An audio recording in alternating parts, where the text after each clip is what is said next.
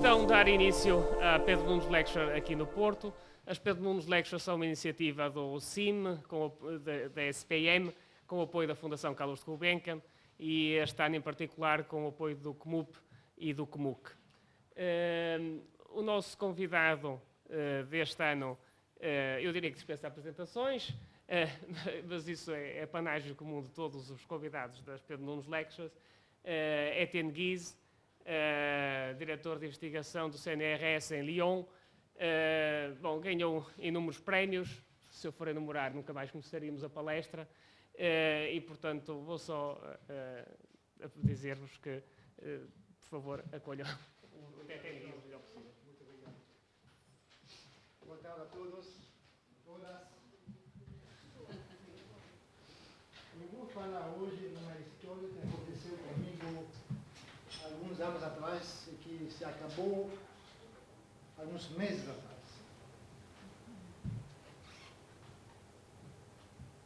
Alguns anos atrás eu estava em algum comitê administrativo muito chato. E eu sou um homem sério, estava participando da reunião, mas um colega sentado ao meu lado, obviamente não fazia nada, fazia matemática com um pedacinho de papel. E assim, de repente, o colega me passou, na verdade, um bilhete de metrô, com um teorema dele, fresquinho. E o colega, o nome dele é muito famoso, é Maxime Concept. Então, eu vou começar descrevendo o teorema dele, com uma alta probabilidade, o único teorema de Concept que você vai entender na sua vida. Pelo menos no meu caso. Né? Então, o teorema dele era assim, no bilhete de metrô tinha esse desenho assim, e uma palavra só, impossível. Na verdade, em inglês, porque ele não fala francês. Impossible. Então, eu não entendia muito bem o significado desta figura. E ele me explicou. Assim, entendi, eu vou explicar para vocês o conteúdo do teorema e eu vou demonstrar o teorema. O problema é o seguinte.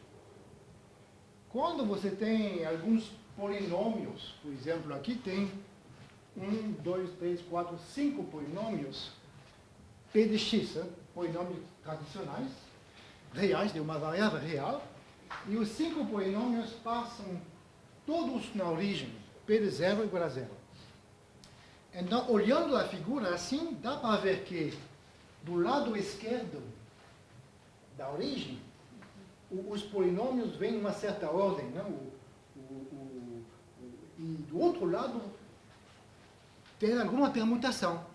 O verde, por exemplo, estava no terceiro lugar e quando chega, ainda está no terceiro lugar. Bom, uma permutação pode acontecer isso. Né? E claro que depois poderá ter outras coisas, mas estamos olhando só ao polinômio localmente na vizinhança da origem. Então, qualquer família finita de polinômios dá uma permutação. Por exemplo, se tiver 3 polinômios, eu fiz aqui 6 desenhos, mostrando que as 6 permutações de 3 objetos, 1, 2, 3, são possíveis. Então, por exemplo, aqui, menos x2, 0, x2. Dá a permutação 1, 2, 3, dá 1, 2, 3. Aqui, bom, dá para imaginar quais são os polinômios. Então, com 3 polinômios, as 6 permutações são possíveis. Vão acontecer com alguma escolha de 3 polinômios. E o teorema de Gončević é que com 4 não dá. Não existe nenhuma família de 4 polinômios, 1, 2, 3, 4, que seria tal que a permutação correspondente seria 1, 2, 3, dá 2, 4, 1, 3. É impossível fazer um desenho no quadro ou na tela. É impossível. Por isso que eu fiz com segmentos quebrados, porque não é possível. não existem 4 polinômios que na origem vão se misturar, vão se permutar para dar esta permutação. Eu gostei do teorema. Eu achei um exemplo de um teorema elementar, com uma demonstração bonita, elementar também. Não podia imaginar um teorema novo sobre polinômios e recente. Hein? Então, vamos demonstrar o teorema de conceito. Bom, eu tenho que dizer uma verdade também, que por isso que não gosto de ser filmado, porque não posso dizer verdades. Acontece que no comitê tinha Kontsevich, tinha outros matemáticos franceses famosos, tipo geometria álgebra complicada, que ninguém entende. E depois nós fomos almoçar. Eu estava animado com esse teorema e era o único que gostava do teorema. E os outros achavam que faltava de profundidade, existe a palavra profundidade, né? Então, vamos demonstrar o teorema. Antes, vamos começar com 2 polinômios. Aqui, por exemplo, temos o polinômio 0 e x2. Fácil. Aqui, x cubo e 0. Qual é a diferença? A diferença é claramente o conceito de evaluação. Quando temos um polinômio real, clássico, o primeiro monômio não zero vem com um grau k, que vamos chamar de evaluação. A evaluação do polinômio é o grau do primeiro monômio não trivial no polinômio. Então, usando esse conceito, dá para ver que 2 polinômios, um polinômio azul e um polinômio vermelho, eles vão se cruzar na origem somente se a avaliação da diferença é ímpar. Se a avaliação da diferença é ímpar, quer dizer que a diferença vai mudar de sinal na origem e os 2 polinômios vão se cruzar. Se for par, eles não vão se cruzar. Tudo bem. Outra observação bem simples é que se você tiver 2 polinômios, um polinômio azul e um polinômio vermelho, se por exemplo, o azul for menor que o vermelho em módulo de um lado, P1 de x menor que P2 de x em módulo, isto implica, sendo menor, que a avaliação tem que ser maior. Porque quando x é pequeno, a ordem de grandeza do polinômio é dada pelo primeiro monômio não negativo. Bom, então podemos demonstrar o teorema de conceito. Demonstração seguinte. Vamos supor, por contradição, que temos esta situação de 4 polinômios, P1, P2, P3, P4, com essa configuração. Claramente, eu posso subtrair a P1, P2, P3, P4, eu posso subtrair P1 de tal forma que eu sempre posso supor que o número 1 é o polinômio 0, sem dificuldade. Né? Então, vamos esquecer do bilhete de metrô e vamos olhar essa figura. Temos 3 polinômios, F1, F2, F3, F4, e o quarto polinômio, na verdade, é 0. Então, vamos olhar a figura. Eu vou chamar de V2, V3, V4, as valuações dos polinômios F2, F3, F4. Vamos olhar do lado esquerdo, aqui. Olha, o vermelho não muda de sinal. Positivo, positivo. Portanto, a avaliação dele tem que ser par. Então, V2... desculpa. Não, é verdade, mas eu vou dizer depois. Né? Olhamos do lado esquerdo, que eu posso ver que o vermelho, o módulo é menor que o preto, e o verde é menor que o vermelho. Portanto, a avaliação do vermelho tem que ser maior que a avaliação do vermelho. A avaliação do verde tem que ser maior que a avaliação do vermelho, que será maior que a avaliação do preto. Em outras palavras, V2 tem que ser maior ou igual que V3, tem que ser maior ou igual que V4. Olhando do lado direito, dá para ver que o módulo de 4 é menor que o módulo de 2, consequentemente, a avaliação do 4 tem que ser maior que a avaliação do 2.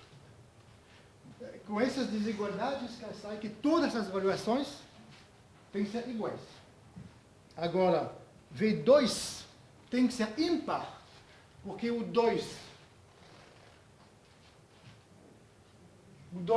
atravessa, muda de sinal na origem, portanto, o 2 tem que ser ímpar, e o 3 não muda de sinal, tem que ser par. Então vocês conhecem o teorema de Conseil. Eu adorei isso, eu achei muito interessante. Eu tentei entender claramente uma generalização, como funciona com N polinômios, quais são as permutações que vão acontecer quando N polinômios se encontram. Então eu trabalhei um pouco, não muito, e eu consegui um resultado que eu vou descrever agora. Bom, essa é uma figura, é a mesma figura que anteriormente, né? Esta permutação é a permutação do Kontsevich, 1, 2, 3, 4, 2, 4, 1, 3. E claramente eu posso fazer exatamente o mesmo raciocínio com a permutação simétrica. 4 objetos, 24 permutações, 2 proibidas, sobram 22. Exercício para vocês. Não é difícil. Mostrar que as 22 permutações acontecem com polinômios. Então, imediatamente, quer saber o que acontece se tiver 5 polinômios, 1000 polinômios, o que acontece?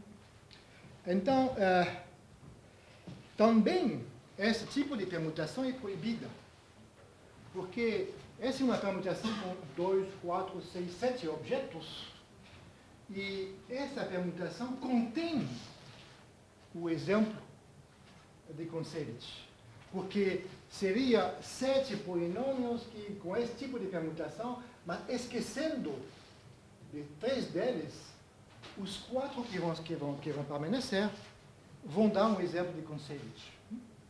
Então, o teorema que eu demonstrei, mais uma vez, não foi muito difícil, eu gostei muito da demonstração, e como não era difícil, eu publiquei, entre aspas, num jornal de divulgação científica, que eu tomava conta na época, Imagem de Matemática, porque realmente eu acho que a demonstração, o teorema, eu acho que um professor do secundário pode entender. Talvez não um aluno do secundário, mas eu acho que um professor do secundário pode entender. E o teorema é o seguinte: as 2 permutações de Kontsevich são as únicas proibidas, no sentido que uma permutação acontece com alguns polinômios somente se ela não contém dentro dela uma das 2 proibidas de Kontsevich. Está claro? Bom, a demonstração, e mais uma vez, não é difícil, mas não é trivial também. Ok, agora, eu continuei um pouco e eu tinha imediatamente na minha cabeça a ideia de generalizar, não por polinômios, que é uma coisa bastante simples. Grafos de polinômios é uma coisa não trivial, mas bastante simples. Eu queria entender curvas singulares. Eu vou explicar com mais detalhes agora, mas aconteceu o seguinte: eu trabalhei bastante numa conjectura, vou dar mais detalhes, trabalhei, não conseguia chegar a um teorema final. Eu tinha um resultado parcial, que eu vou explicar daqui a pouco, mas eu gostei muito do caminho para chegar neste resultado parcial. E, finalmente, eu decidi, em vez de publicar um resultado parcial, eu decidi de escrever um livro contando a história, como funciona, quais são as coisas necessárias. Eu tive muito gosto de escrever um livro, e eu escrevi um livro que, na minha mente, né, era um livro que, possivelmente, um aluno de licenciatura poderia ler e talvez gostar. Então, eu tenho lá em Lyon um aluno muito jovem, na primeira licenciatura, e eu gosto muito dele. Eu falei com ele: será que você gostaria de ler o livro como para fazer um teste? Ele leu o livro, ele gostou, fez milhares de comentários, eu gostei muito do jeito dele, e chegou no meu gabinete e falou assim: por que você não faz desse jeito? E assim, de repente, né, a situação se abriu, e o teorema que eu queria demonstrar foi demonstrado imediatamente com ele. Então, vamos escrever um artigo junto, e eu gostei muito eu vou falar um pouco mais disso depois, e eu gostei muito da ideia de ter um colaborador que tem 40 anos de menos que eu. Talvez seja o único, né? Então, vamos falar de curvas singulares. Curvas algébricas no plano têm uma história muito longa, eu não posso descrever tudo isso, é muito complicado, tem muitos aspectos. Mas tem, por exemplo, aquele livro de Cramer bem conhecido por sistemas lineares. Ele escreveu um livro fantástico, que contém uma análise muito boa das singularidades de curvas. Por exemplo, tem aqui algumas figuras do livro dele, tem pelo menos 20 ou 30 páginas assim, tentando entender a situação local de curvas que podem ser muito complicadas. Ele queria entender quais são as possibilidades para curvas singulares no plano. E vamos ver rapidamente, não? Mas o resultado final, que não é claro, que não foi um teorema antes do início do século XX, é que cada vez que você considera uma curva polinomial, p de xy igual a zero, se você considera um ponto x, y, na curva, localmente, claro que a curva pode ser regular, no caso em que o gradiente não seja zero, mas se a curva for singular, localmente, a situação é assim. É como se fosse uma aranha com curvas chegando no ponto singular que você está estudando. Só que é uma coisa importante que o Gauss sabia, mas o Gauss não sabia demonstrar, é que tem um número par de curvas chegando no ponto. Cada curva algébrica, cada ponto singular, o número de curvas que vão chegar no ponto é par. E eu vou dar o teorema final, mais uma vez, é o fim, uma história muito longa. O teorema é o seguinte: considera o conjunto de todas as 6 hipotências em duas variáveis x e y convergentes na vizinhança da origem. Então, a maneira moderna de falar disto é dizer que este anel é o anel factorial. Cada elemento é um produto de elementos primos, irredutíveis. Então, se você quiser entender o lugar onde f é igual a zero, f você vai decompor como sendo f1, f2, f3, fk. O f é igual a zero vai ser a união dos fi igual a zero, quer dizer, a curva vai ser a união de pedaços irredutíveis. Então, a dificuldade é entender como que é uma curva irredutível na vizinhança de um ponto. E o teorema é o seguinte: na vizinhança de um ponto singular, uma curva irredutível pode ser o seguinte: pode ser só um ponto.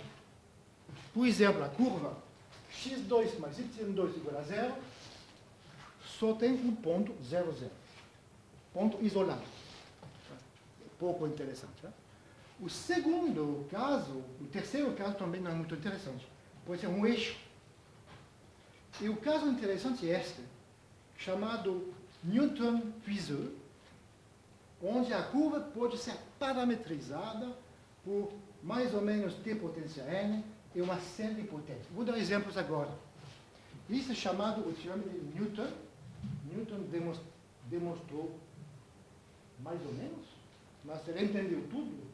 Não deu demonstração, mostrou muitos exemplos, e foi Puiseux, no século XIX, que deu uma demonstração completa. Então, vamos ver alguns exemplos. Essa é uma curva bem simples, x cubo menos y2 igual a zero.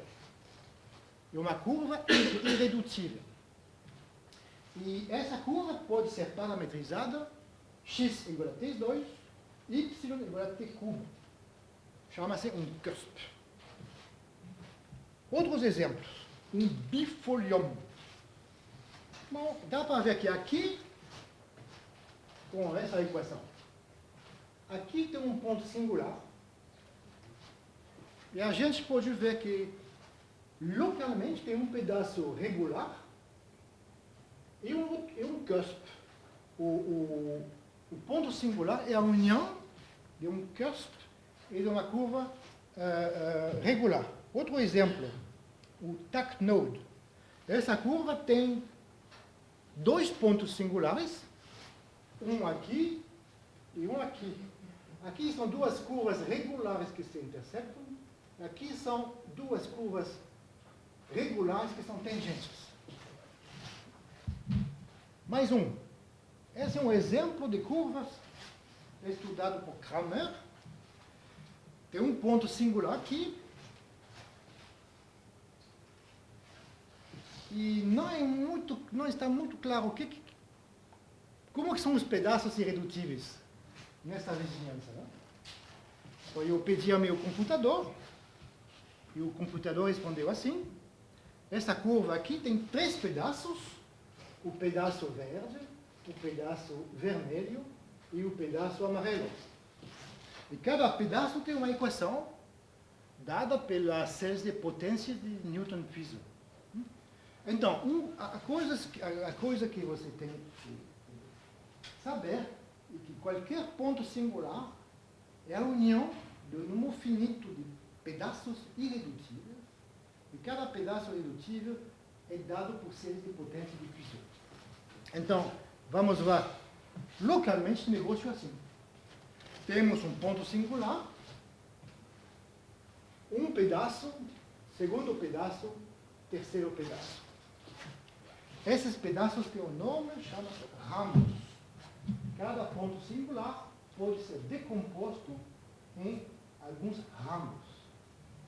Bom, o que isso tem a ver com Kontsevich, polinômios e tudo isso? Olha, simplesmente a seguinte coisa. Se eu cortar a minha curva com um círculo pequeno assim, eu vou ver no círculo um número par de pontos.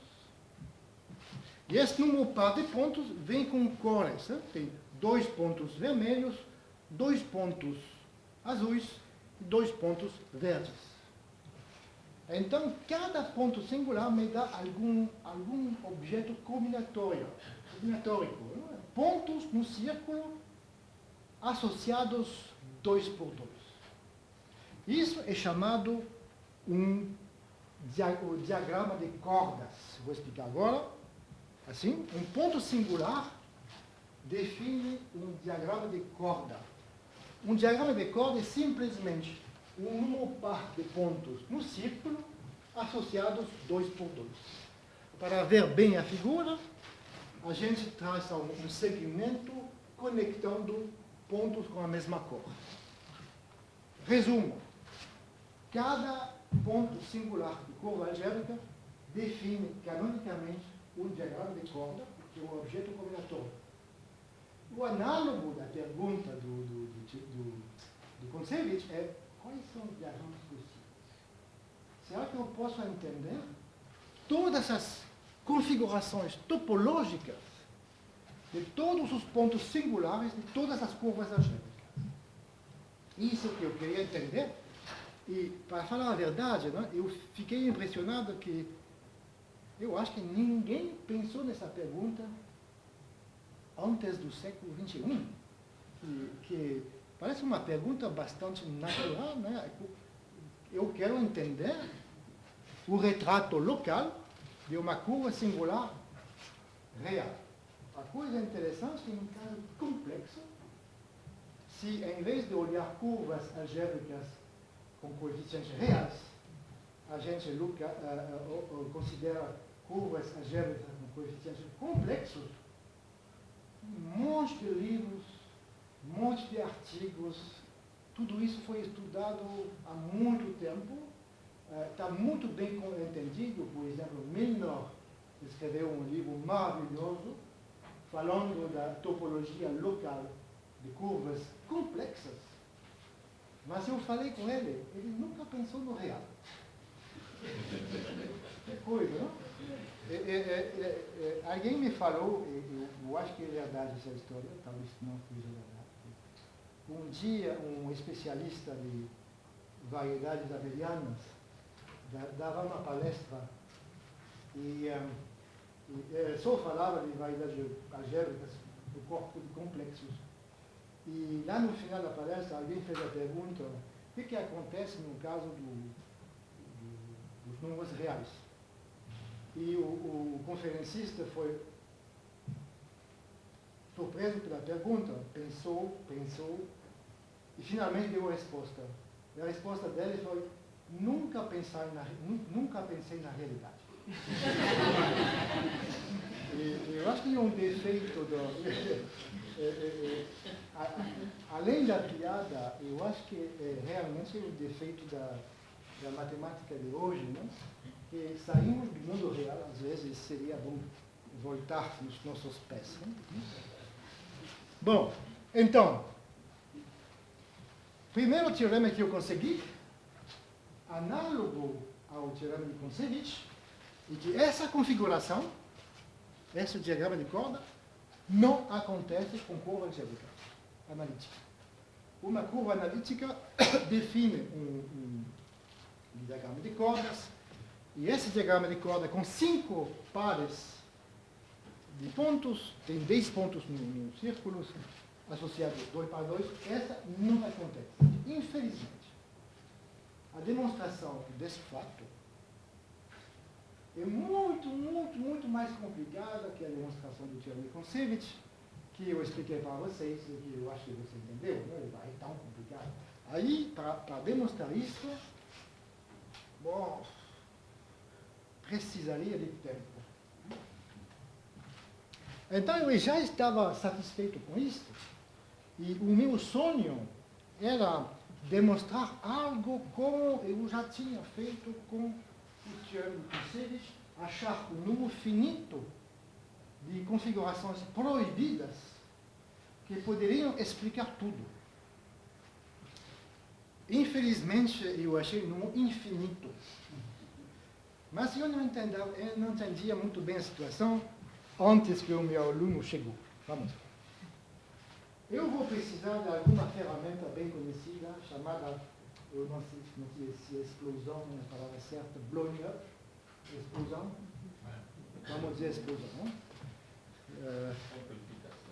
Amplificação. Eu gosto mais de explosão. Tudo bem. Então, rápido, eu vou fazer um crash course de explosão. Quando eu falei de Kontsevich, dava para ver que a coisa importante era o desenvolvimento de Taylor. O polinômio tem tem a avaliação, o primeiro monômio não trivial, tem o segundo, o terceiro, etc. No caso de curvas algébricas ou analíticas, tem algo parecido, que é um pouco mais complicado usando explosão. A explosão, na verdade, não é tão complicada, é olhar em coordenadas polares. Quando você olha a transformação em coordenadas polares, R θ da R cosseno θ, R seno θ não é I e E, isso dá a representação dos pontos do plano com coordenadas polares, Mas a coisa boa com esse sistema de coordenadas é que o círculo, quando é igual a zero, é contraído num ponto. Então, essa aqui é como se fosse uma implosão. Né? O círculo aqui é contraído num ponto. A coisa chata com as coordenadas polares é um ponto no plano tem duas coordenadas polares. Né?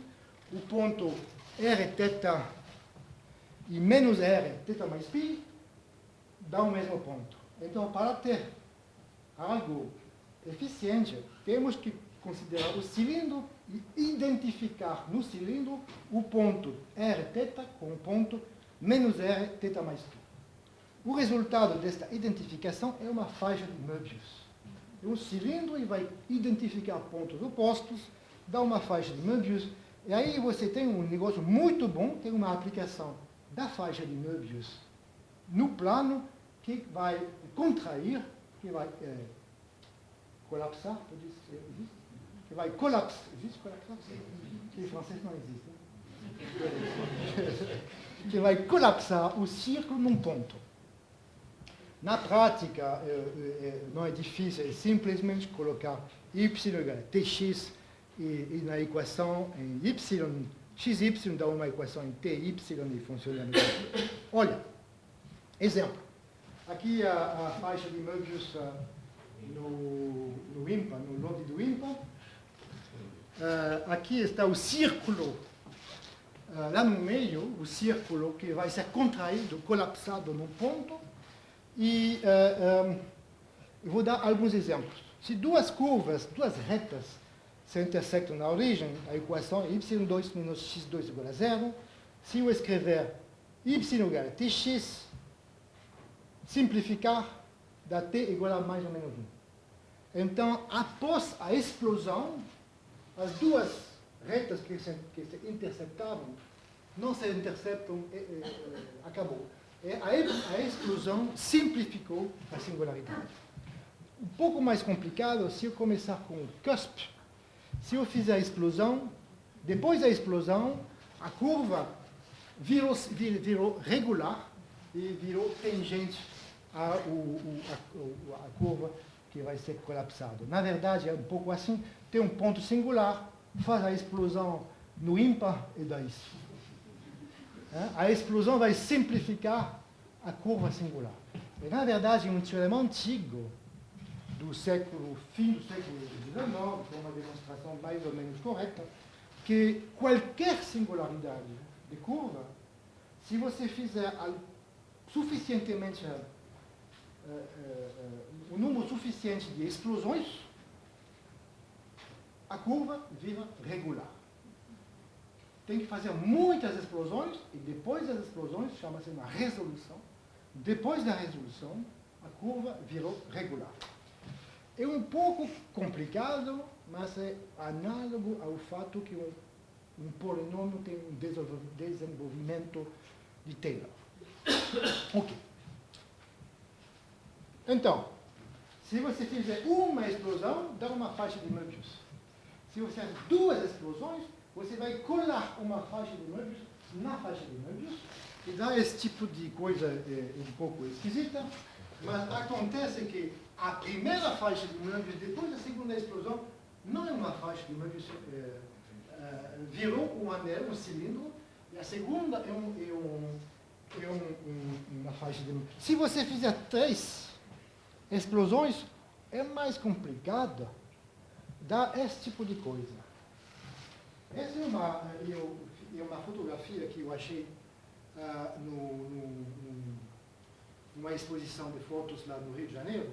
E é muito bonito, é exatamente o que acontece. É uma superfície cujo bordo é um círculo, pode checar.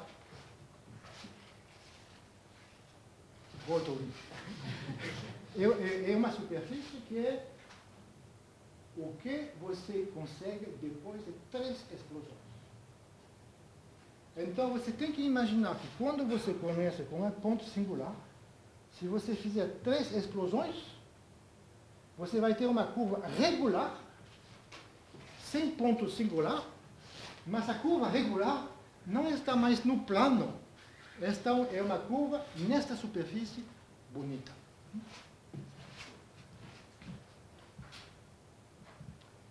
Então, vamos voltar ao nosso problema.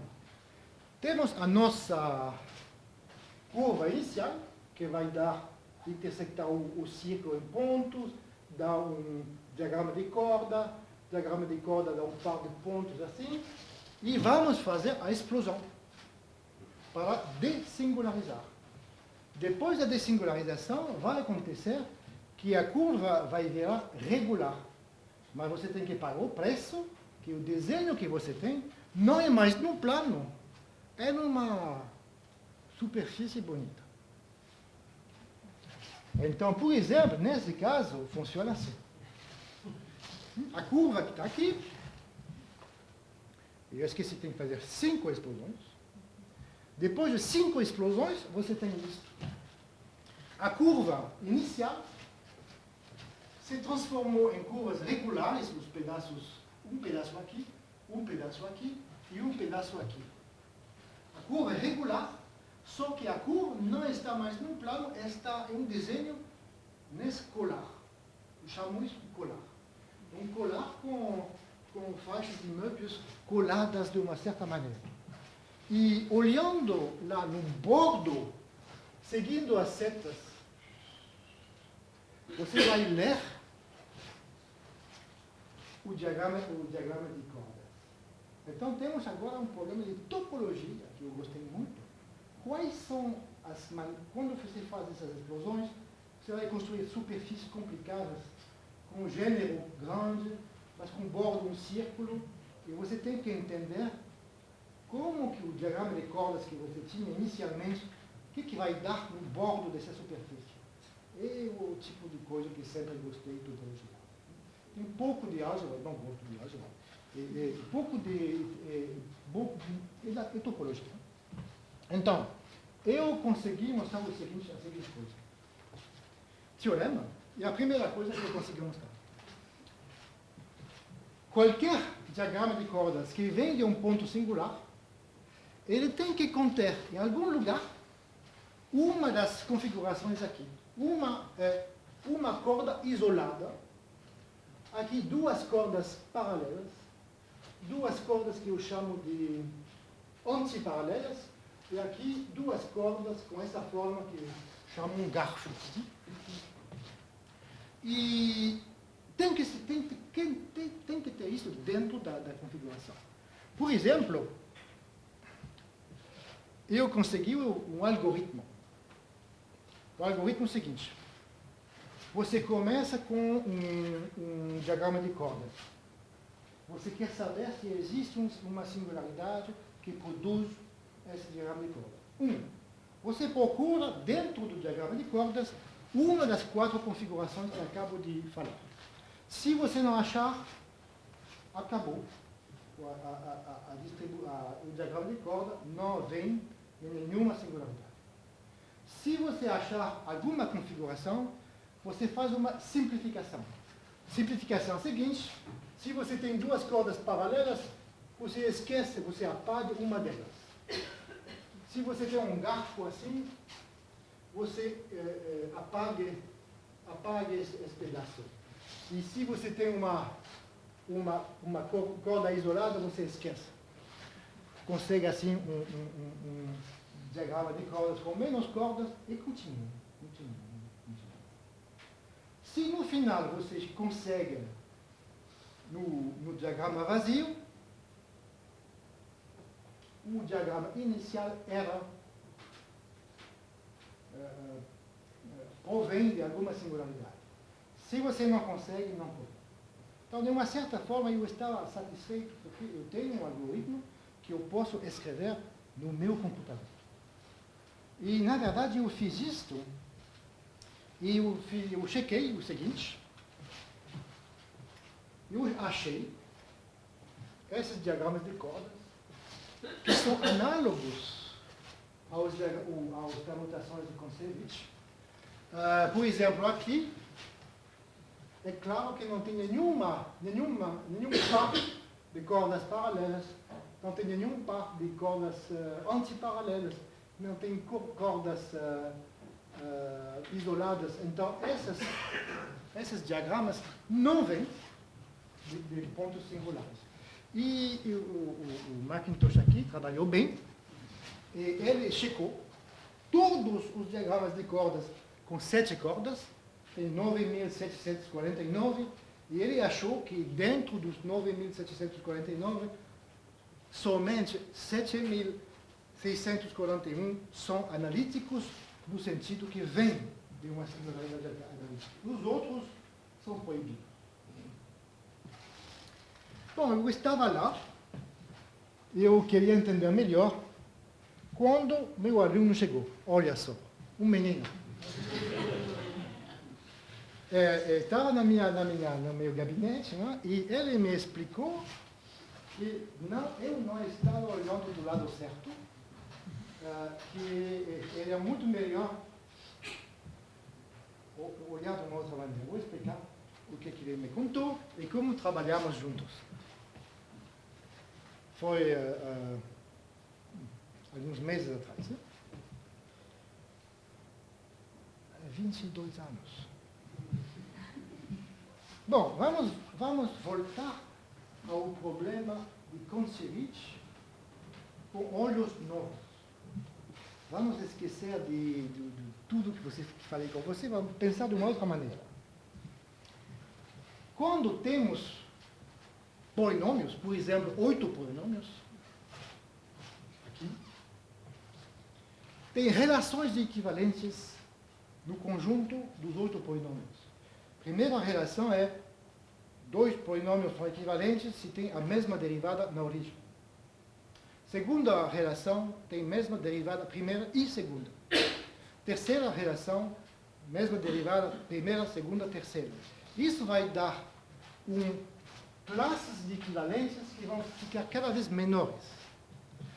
Aqui, por exemplo, nesse ponto tem 8 polinômios, só tem 3 derivadas primeiras na origem, quer dizer, tem 3 classes de equivalências. Agora, na última, aqui, esta, os dois têm a mesma derivada primeira, mas não tem a mesma derivada segunda, por isso tem 2 pontos aqui. Então você pode desenhar, você pode pensar no seu conjunto de polinômios como sendo um conjunto com uma classe de equivalência, uma subclasse de equivalência, uma subclasse de equivalência, etc. Para ver melhor, é melhor pensar como sendo uma árvore. Né? Tem um conjunto inicial, tem 3 classes de equivalências, e esta classe de equivalência vai se subdividir em 2 classes, que vai se subdividir, etc, etc. Então, na verdade, né, é melhor pensar nestes polinômios como árvores. E o lema fundamental é o seguinte: análogo ao lema que eu mostrei com diagramas de cordas, é que qualquer intercâmbio polinomial tem que conter pelo menos 2 elementos consecutivos cujas imagens são consecutivas, que correspondem a antiparalelos. 2 elementos consecutivos cujas imagens são consecutivas. Esse é o lema fundamental. Eu queria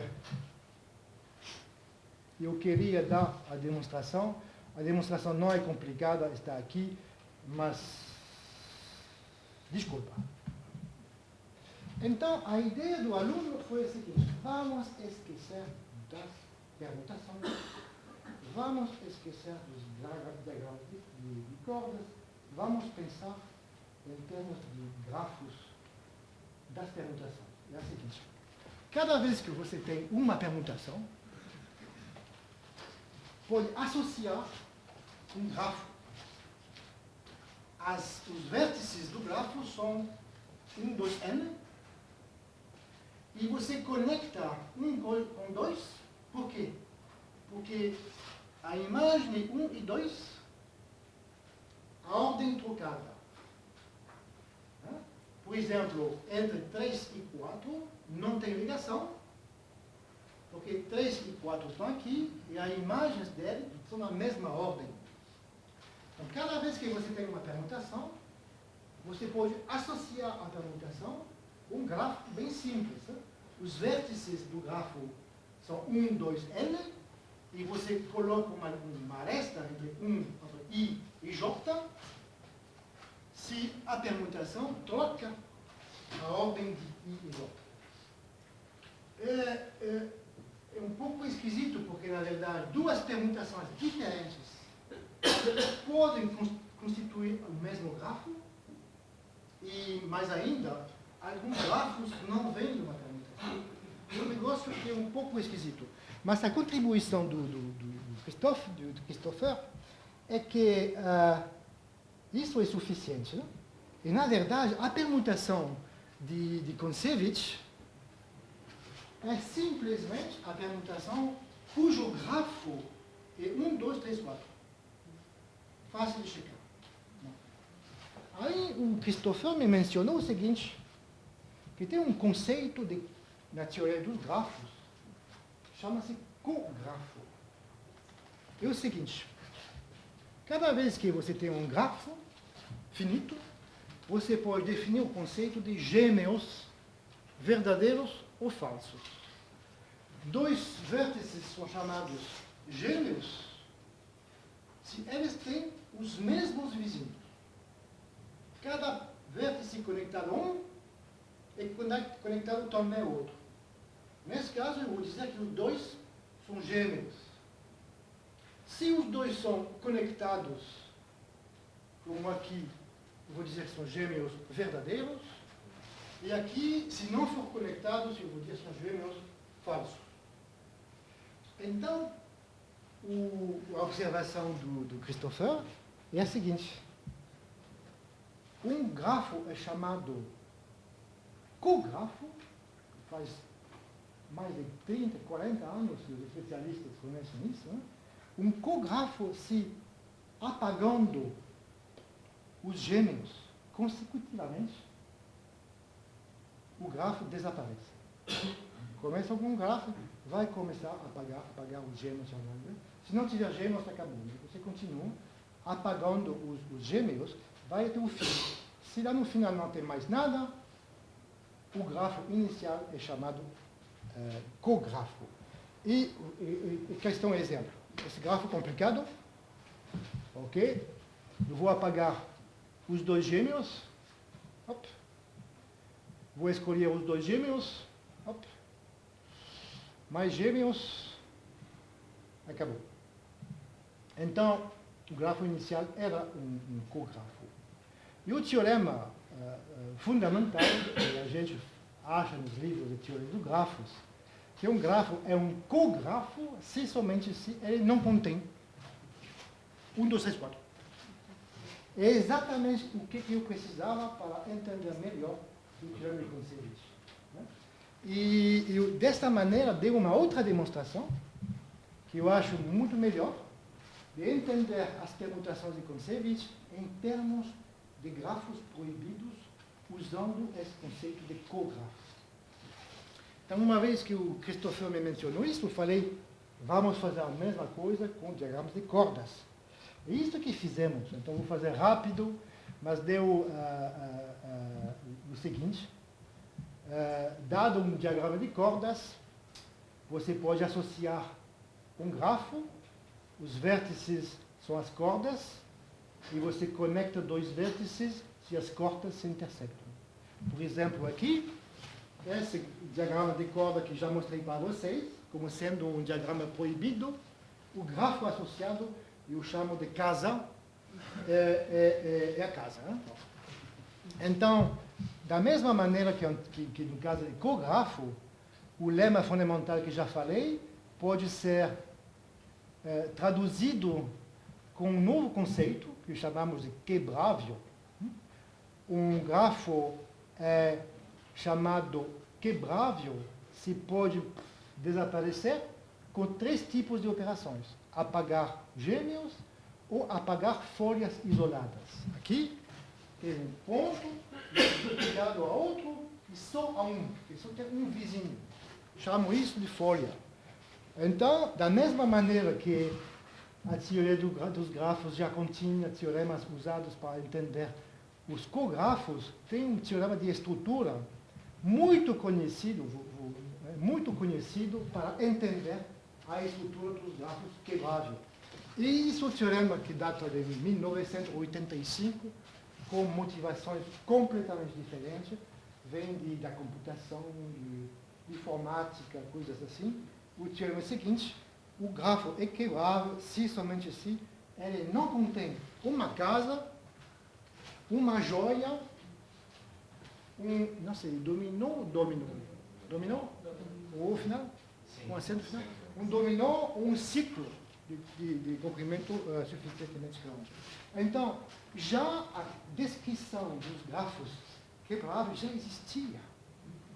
Estava esperando ano. E deu o seguinte resultado, que eu gostei muito: um diagrama de corda. É analítico, no sentido que vem de uma singularidade de curva analítica, se é somente se ele não contém destas famílias. E é exatamente o análogo do teorema de Kontsevich. Eu fiquei muito feliz de esse Christopher Simon. O pai dele é francês, a mãe é inglesa, e tem um sobrenome que talvez é o único no mundo com sobrenome assim. O sobrenome dele é Lloyd. L-O-Y-D. Não, aqui o sobrenome é apelido. Tudo bem. Então, resumo da palestra. Um ponto singular define um diagrama de cordas. A dessingularização, a explosão, define um colar com um monte de faixas de Möbius e anéis, e podemos ler o diagrama de corda no bordo. O diagrama de corda de uma singularidade contém uma corda isolada, ou um par de cordas paralelas ou antiparalelas, ou um garfo. O diagrama de corda de analítico é quebrável, e um grafo é quebrável, não contém casas, joias, dominós, os ciclos de comprimento, e tudo isso deu o resultado final, que eu gostei bastante. Que é uma descrição completa de tudo que pode acontecer na vizinhança de um ponto singular numa curva do plano. Bom, isso acabou. Eu vou fazer não uma conjectura, mas um problema aberto que talvez o Christopher vai resolver. É o seguinte. Tem um teorema bem conhecido chamado problema de Gauss. Muito interessante. Que Gauss escreveu no caderno privado dele. É o seguinte: você desenha uma curva no plano imersa. Uma curva no plano imersa. E aí você dá um nome a cada ponto de interseção, A, B, C, D, etc. E você vai, ao longo da curva, você vai ler as letras.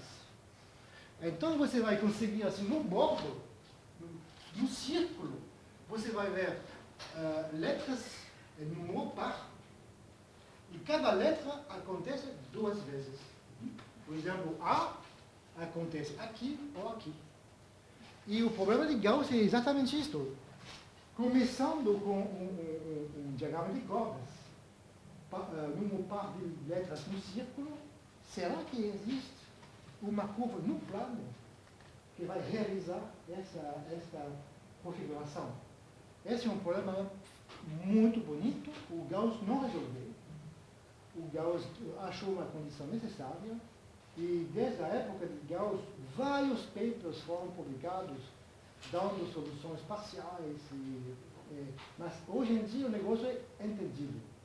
Tem algoritmos, está tudo entendido. Ok. Agora, o que eu gostaria que o Christopher pudesse fazer seria misturar essa coisa com o negócio singular. Quando temos uma curva algébrica no plano, é um negócio assim. Tem pontos singulares, alguns são pontos singulares simples, Mas também pode acontecer pontos singulares múltiplos e pode ter custo, que pode ser muito complicado.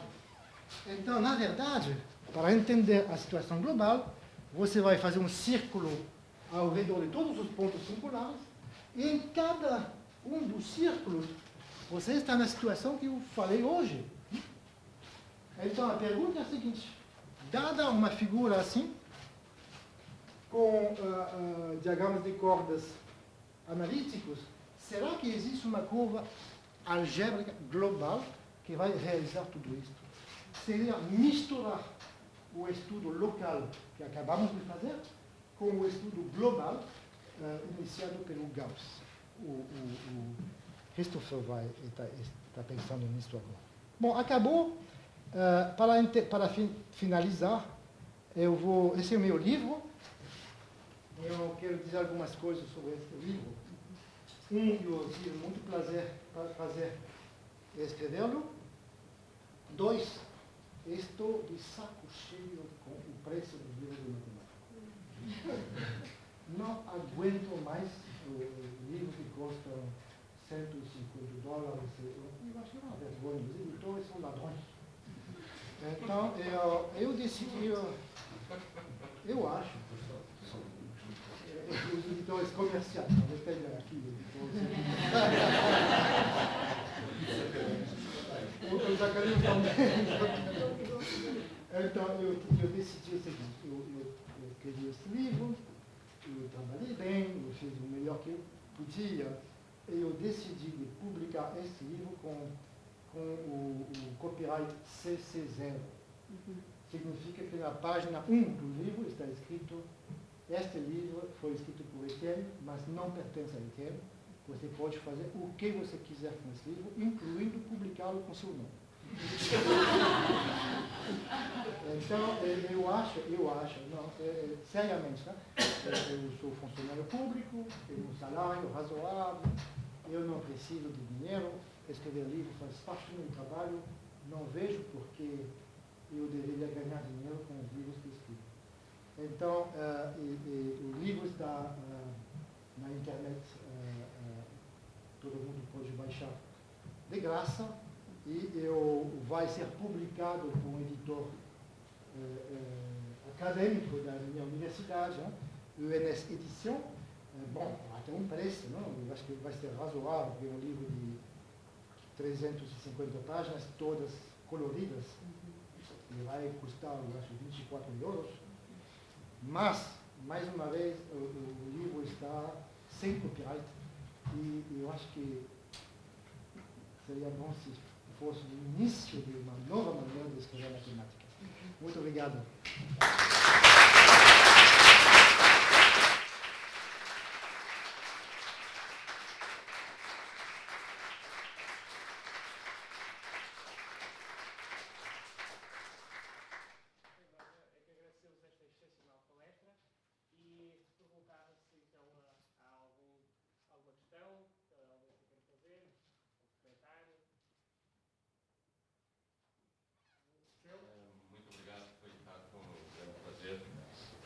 Eu vou fazer um comentário à sua anedota e, com base nesse comentário, provavelmente entenderá qual o objetivo da minha pergunta seguinte.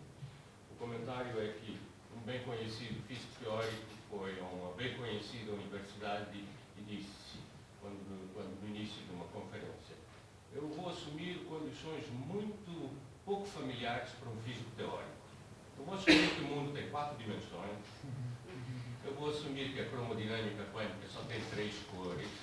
Eu vou assumir que o mundo não é supersimétrico. Portanto, obviamente, todo mundo riu porque poucos físicos teóricos assumem o mundo real como ponto de partida. É equivalente à sua anedota. Portanto, a minha pergunta, então, seria a seguinte.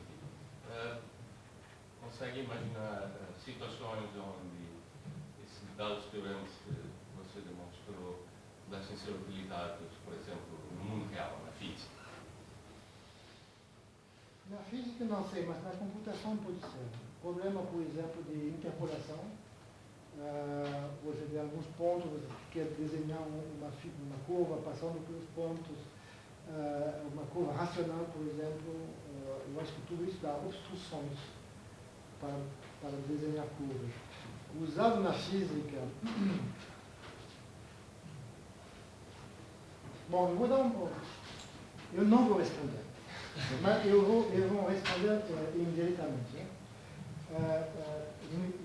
No início eu falei das permutações de Končević, e eu falei que quando n igual a 4 tem 22 permutações de Končević. Então, claramente, a pergunta é interessante: quantas permutações tem com n polinômios? E acontece que, com razões muito diferentes, com motivações muito diferentes, foi estudado no século XIX por um cara interessado em lógica. Chama-se Schröder, número de Schröder. Todo mundo pensava que esses números de Schröder eram devido a Schröder. E em 1990 e pouco, o especialista de combinatória Stanley também tinha um aluno, e o aluno descobriu que os gregos antigos, Hipparchus escreveu em algum lugar 106.454. E ele explicou que tem esse número de maneiras de combinar 10 proposições. E, na verdade, isto mostra que o Hipparchus já tinha entendido o seguinte: se você tem 10 proposições,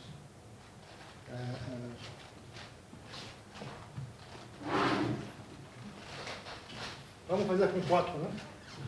A, B, C, D. E você quer combinar as 4 proposições colocando, em termos modernos, parênteses.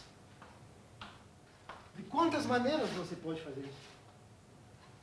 Acontece que o número de maneiras é exatamente igual ao número de permutações de Končević. A mesma coisa. E por isso, não é uma resposta à sua pergunta, mas talvez a sua pergunta é: será que isso vai ser usado no futuro? A minha resposta é: quem sabe, talvez já foi usado no passado.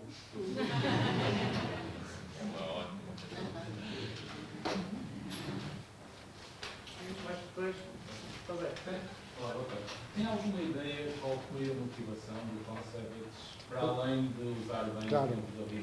Claro. Eu tenho uma ideia, até que eu tinha um slide que foi rápido aqui, que não tinha tempo. Končević trabalha na teoria das operadas. Como chama? Operado. Operado é um conceito de topologia algébrica muito sofisticado que 2 anos atrás eu achava tão sofisticado que nem queria olhar. E trabalhando nesse livro, eu entendi a motivação do Končević. Eu entendi que a teoria dos operados é muito bonita, muito importante, e eu mudei de ideia.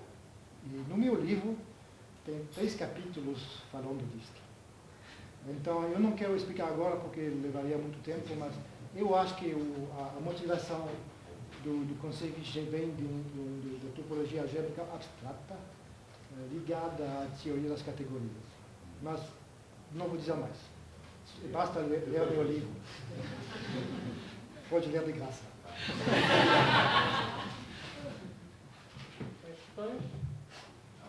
Eu trabalho com geometria complexa. Ah? Não estou acostumado com Coitado. complexa.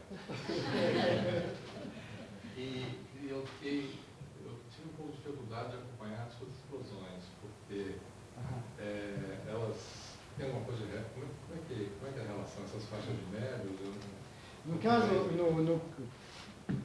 as pessoas complexas, como ele, quando trabalha no plano complexo, no C2, né? E quando tem um ponto singular no C2, a explosão vai trocar a origem por uma reta projetiva P1. E a vizinhança da reta projetiva P1 vai ser o fibrado num disco de classe de Chern-1 por cima dele. E quando você vai no real, P1 vira um P1 real, que é um círculo, e o fibrado do disco vai se transformando em um fibrado no intervalo. E o fato que a classe de Chern era -1 vai dizer que o fibrado no intervalo não é orientável e dá a faixa de números. Então, realmente, as figuras que eu fiz aqui são as versões reais das figuras que eu imagino que você conhece bem, como chama, do Plumbing, aquela versão complexa, de versão 4, no caso. Né? De uma certa forma, é mais simples. Respondi? Vai,